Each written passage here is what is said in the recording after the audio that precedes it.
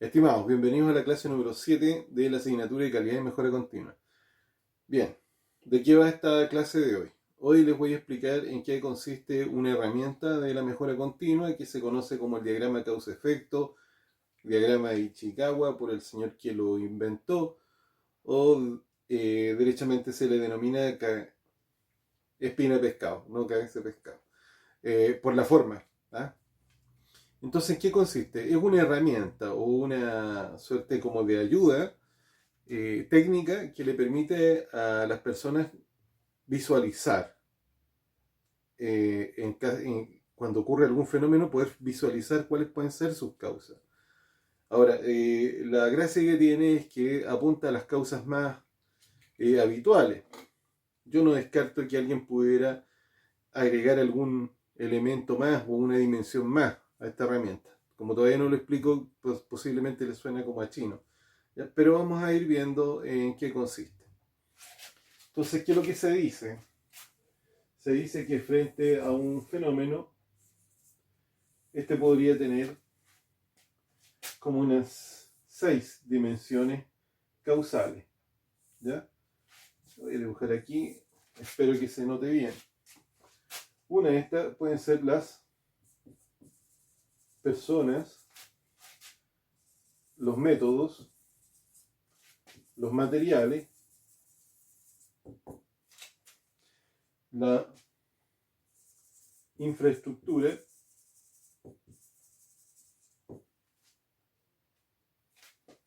el entorno y las mediciones. Bien, ¿qué quiere decir esto? Voy a abrirlo un poco.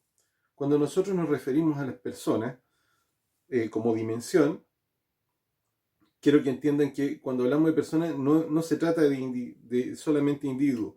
Lo mínimo que podemos considerar frente a cualquier fenómeno es el número de personas o vamos a abrirlo en el tipo de personas. ¿Sí?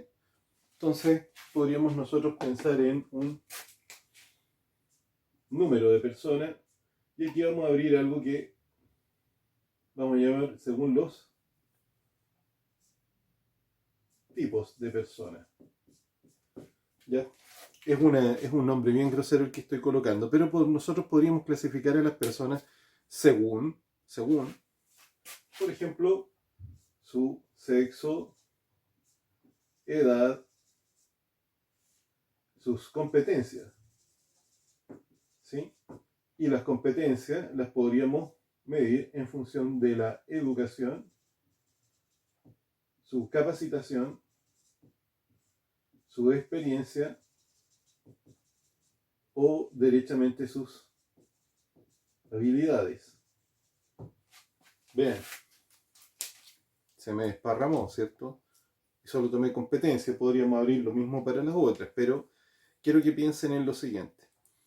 Frente a un fenómeno que podríamos por ahora imaginar que puede ser derechamente que, a ver, esto lo usan mucho los prevencionistas, pero pensemos que hay un choque de un vehículo, ¿ya?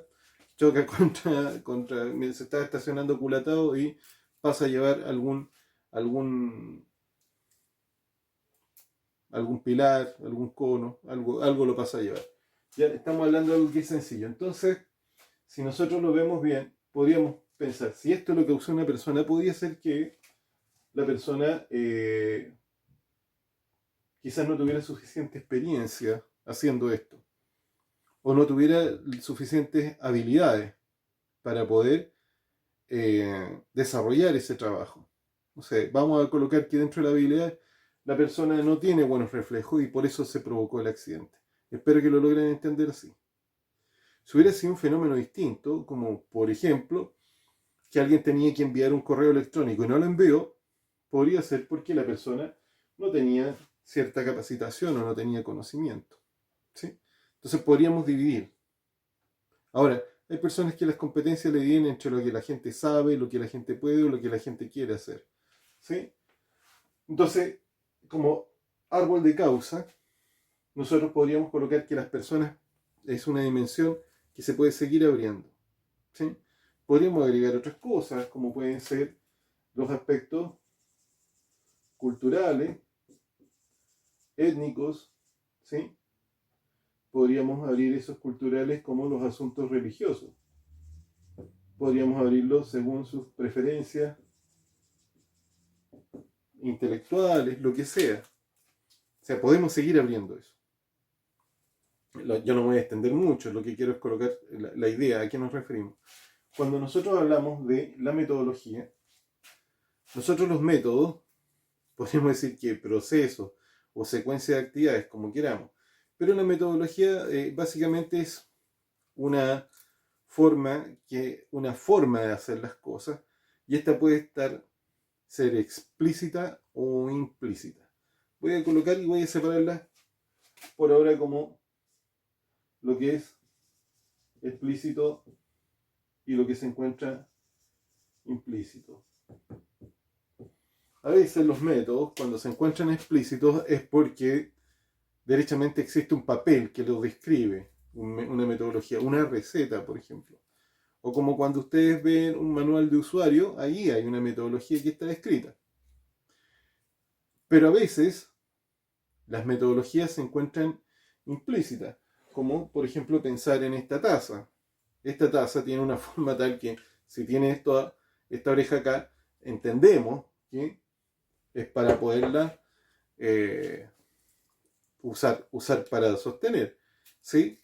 Claro, alguien puede pensar que se puede usar para hacer otra cosa esa oreja de ahí, quién sabe qué. Pero uno dice, entendemos que hay una metodología implícita y otra que es explícita. La explícita es la que formalmente se ha especificado, o incluso verbalmente se ha especificado.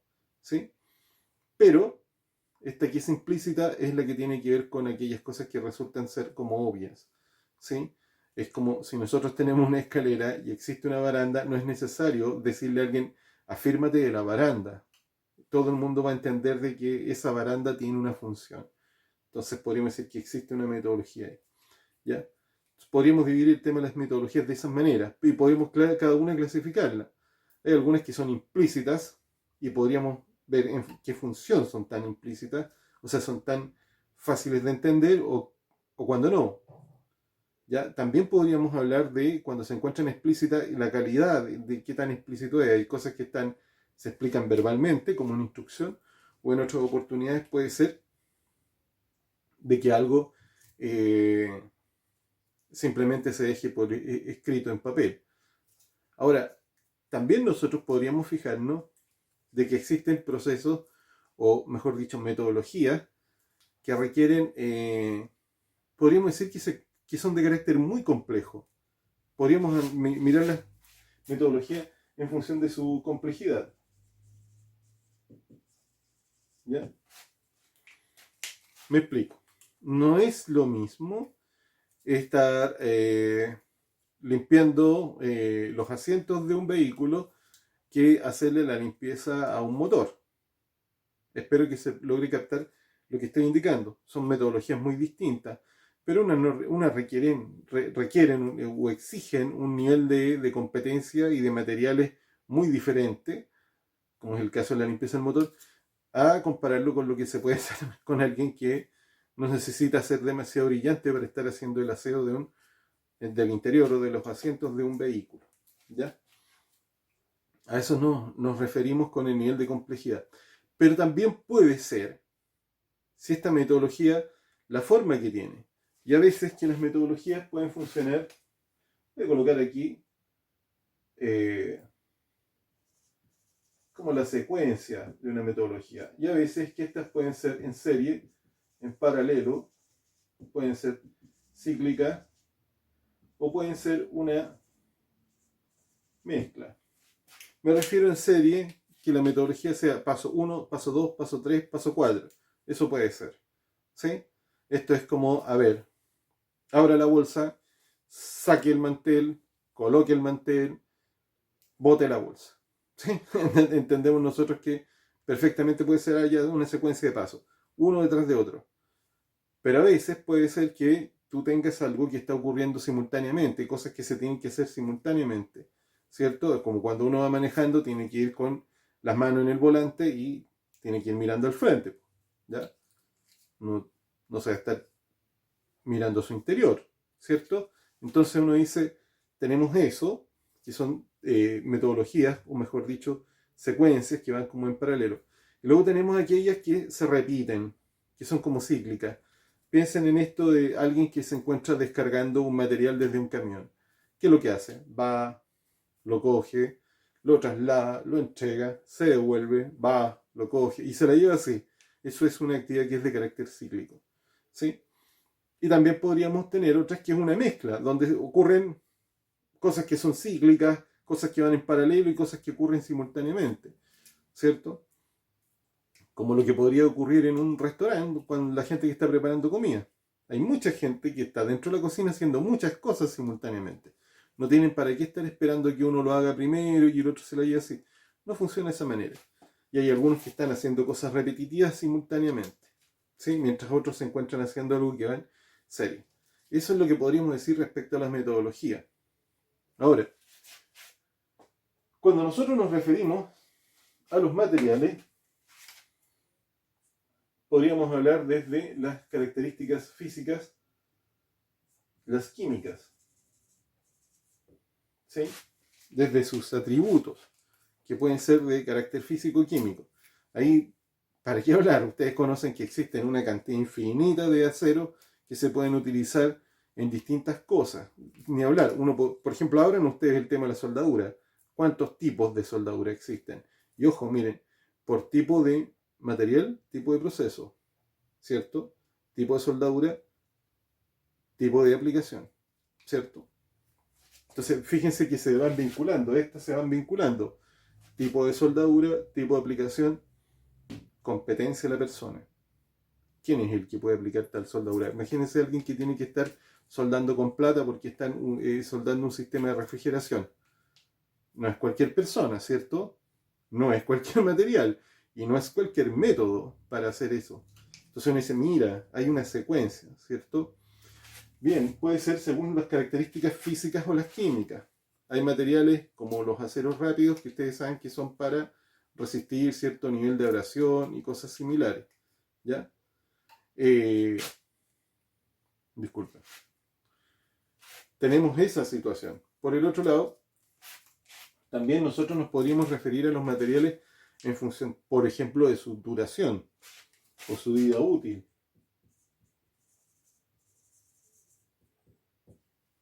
Tenemos cosas que duran bastante poco o son desechables. A veces hay material que nosotros podríamos considerar consumibles, porque no duran demasiado. Es como lo que pasa con los neumáticos. Uno no los ve, a pesar de que puedan durar mucho tiempo, no los ve como algo que vayan a acompañar a la estructura del vehículo durante toda su vida útil. ¿Ah? Uno entiende que van a haber componentes de ese camión o ese vehículo que van a ir sucumbiendo mucho antes. Por ejemplo, los filtros de aire, de agua, ¿sí? De aceite, de petróleo. Cualquier sistema, nosotros entendemos, mira, existen estos que son consumibles. Uno podría irlos clasificando en función de eso. Ojo, yo hasta ahora he clasificado 3 de estas dimensiones, pero quiero que entiendan algo.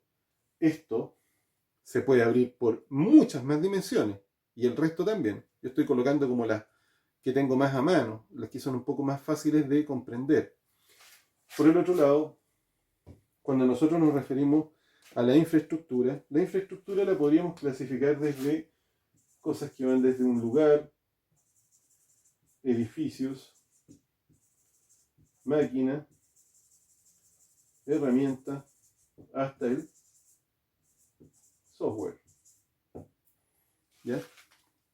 ¿Qué quiere decir infraestructura? Son esos recursos que nosotros necesitamos y que no son consumibles. Esa es la única diferencia.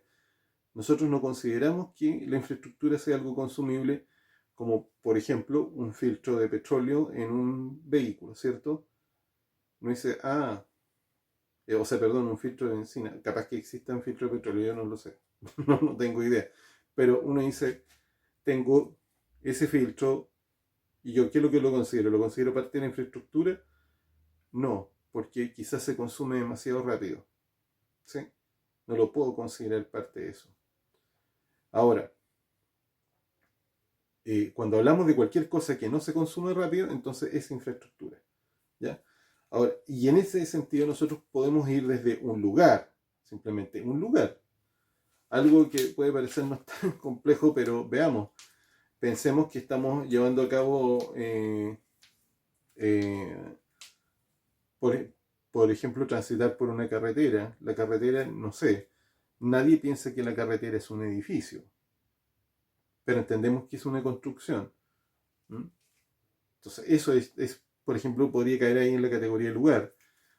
Simplemente un sector en un descampado también puede ser un lugar. Un sitio donde todavía no construimos nada también es un lugar y parte de esa infraestructura, es el lugar. Geográficamente hablando, es parte de la infraestructura. ¿Ya? También podríamos empezar a hablar ya de los edificios, aquellas cosas que son construcciones. No da lo mismo porque podríamos clasificar el tipo de edificio en función, miren, curiosamente, en función de los materiales con los que se encuentra hecho. Pero ya estaríamos hablando de materiales y dejaríamos de hablar de edificios.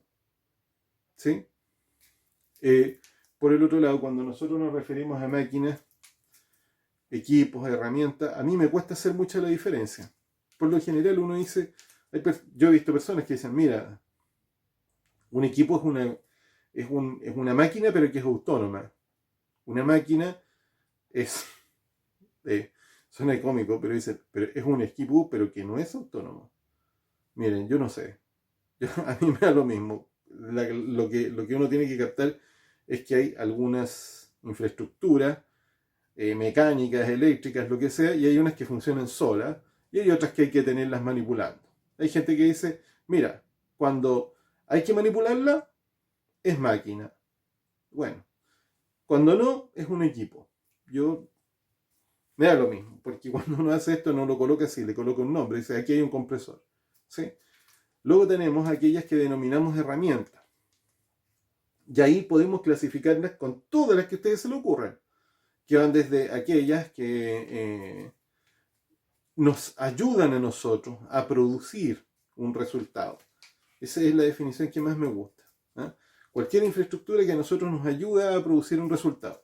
Y ahí, por ejemplo, cae una broca de esta de pedestal, ¿cierto? Un taladro de pedestal. ¿Qué más puede caer? Una máquina de soldadora. Esos son herramientas.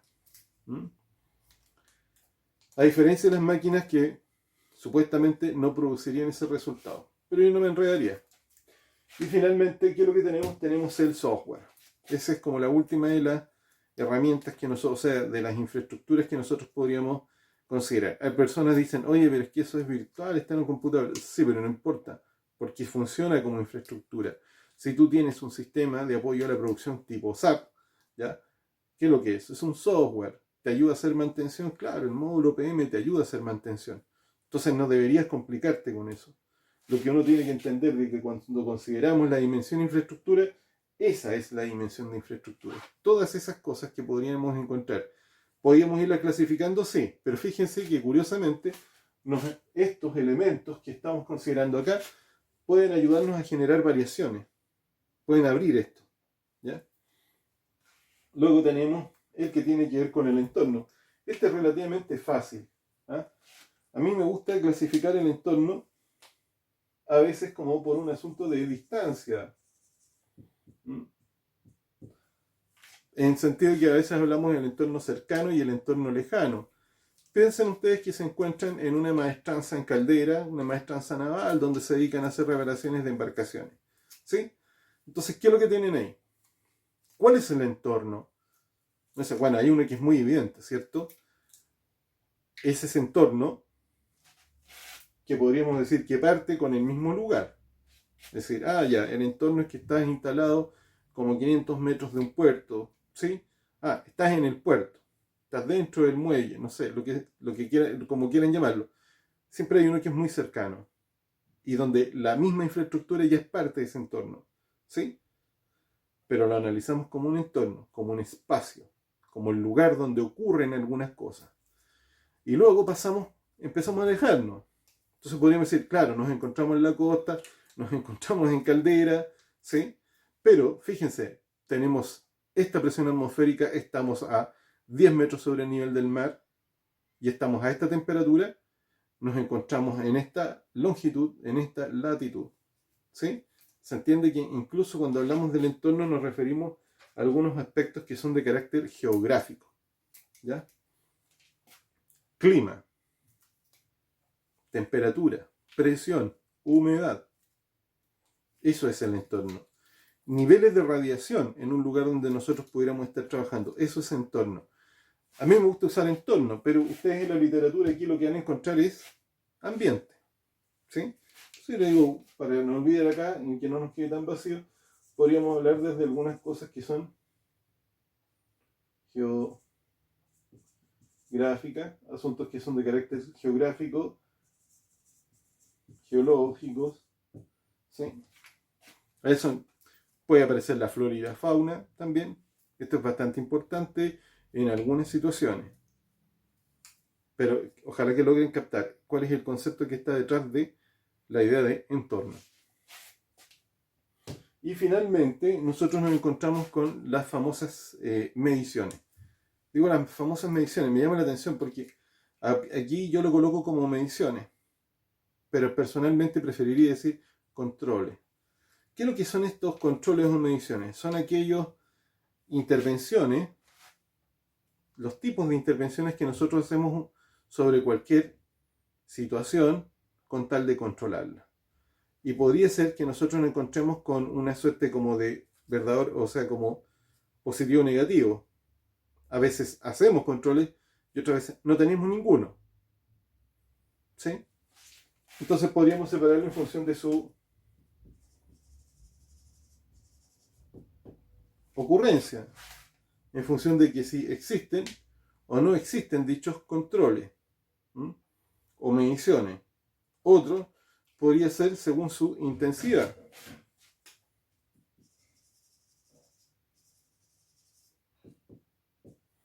Y podríamos nosotros decir de que esa intensidad podría estar dado por la cantidad de veces que hacemos un control.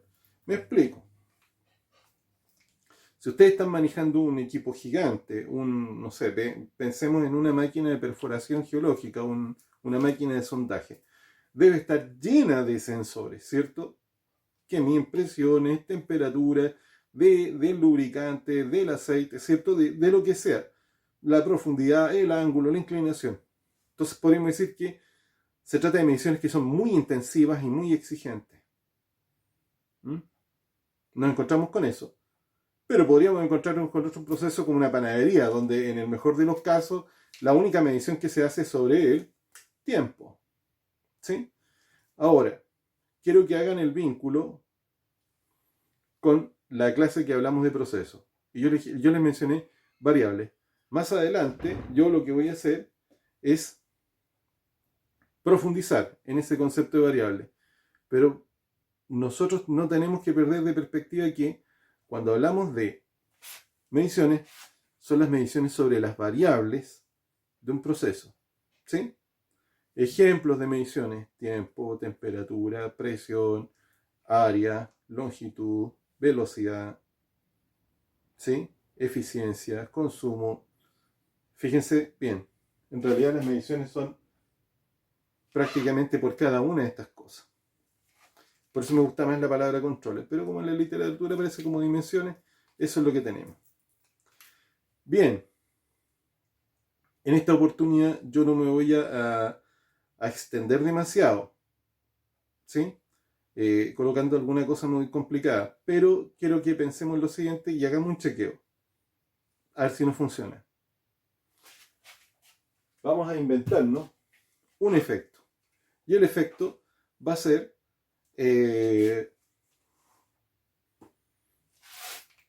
vamos a colocarlo como una falla en el motor, ¿sí? Una falla en el motor de no sé qué cosa. Vamos a pensar que falla el motor eléctrico de una bomba de impulsión,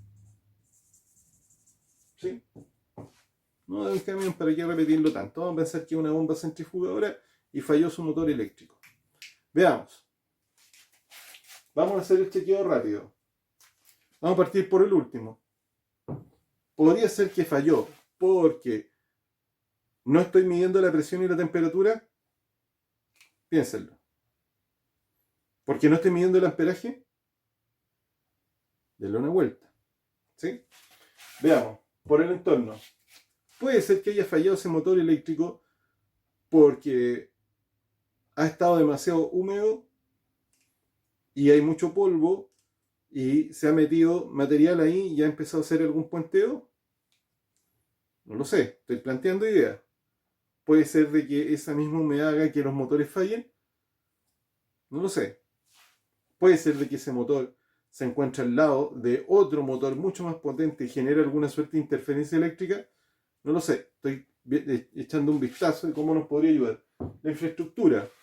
Puede ser de que este motor no está cubierto en función de que en ese lugar siempre hay mucha tierra, que hay mucho polvo en suspensión. Debería estar cubierto el motor.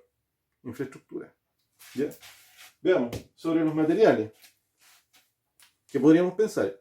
Oye, se está metiendo un material muy corrosivo en el lugar. Ojo, como agente, ¿cierto? Ahí tenemos uno.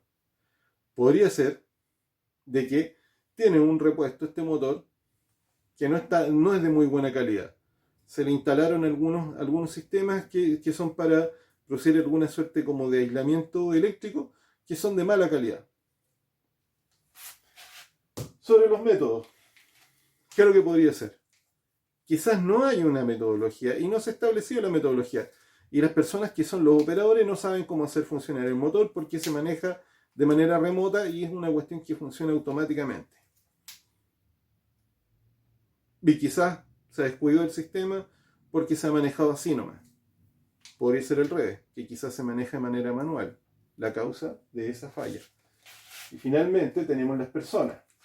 Podría ser de que las personas o el operador no sabe que el motor tiene que trabajar entre 60 y 65 amperes. No sabe eso. Y cuando ha visto que estamos en 40 amperes, lo deja así. No se preocupa. ¿Puede pasar? Lo dejo ahí para que ustedes lo consideren. Así que esto es todo por hoy. Esta va a ser una clase, no sé, en realidad, pero parece que esto es una clase asincrónica o semi-asincrónica. ¿Ya? Bien, nos vemos en Teams.